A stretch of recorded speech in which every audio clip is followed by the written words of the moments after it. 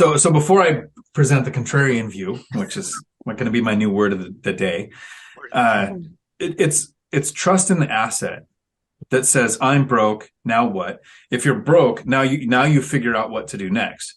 You both invested in stocks, right? You both had significant losses during the dot-com crash and everything that happened around that time period.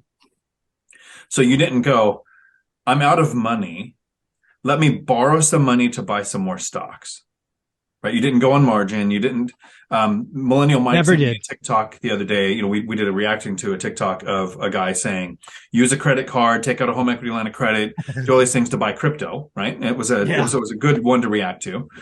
So I'm not saying do that, but name the 10-year period in the history of our country where market-wide property values weren't higher 10 years from any point in time. And I'm challenging people, maybe fine. There might be a time. It's possible that it exists.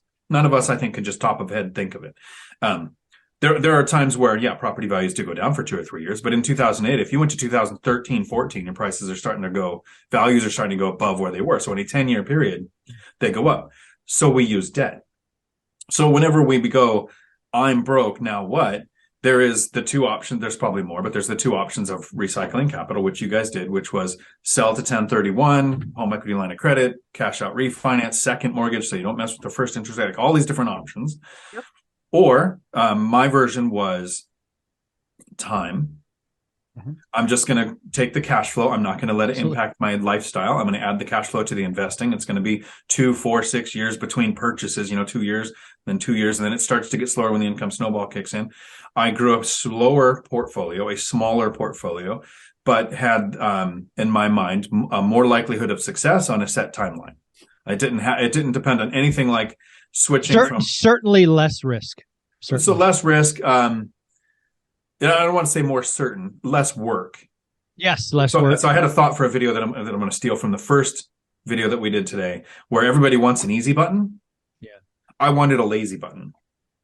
Ooh. The easy button doesn't exist, but the lazy button does. Yeah, I agree.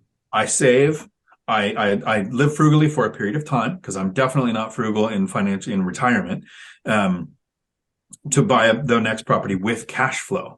Yeah. So there were times where I was broke. And I don't suggest doing what I'm about to talk about on your first or second deal. I didn't do this on the first deal. On the first deal, I saved until I had down payment, closing costs, immediate repairs, and reserves in cash. Yep. Right? I had like 28 grand or something. Bought a $300,000 duplex with 5% down. Right, so I had 15 down. I had enough money for everything that was required. When I purchased my fourplex, I dropped. It was $141,000 to purchase, put the roof on, do everything it took to get that place stabilized. I had $200 in my bank account. Yeah, I would tell people not to do that. You would say never do that. Right. But here's the thing. We used my retirement account, which I have since emptied, as a reserve. I had $17,000 in credit cards untapped. I had a good paying job. I had cash flow from rentals. Mm-hmm. I closed on the 6th of the month. So that month, January 6th of 2020, I got that month's rent from the units without a mortgage. February, no mortgage, all the rents from those units. So by the middle of February, I had 10 grand. So 200 to 10 grand. So that's why it made sense. It doesn't make sense when you don't have cash flow. You don't have job stability. You don't have a massive retirement account that you could empty if you need to. Like, don't do that.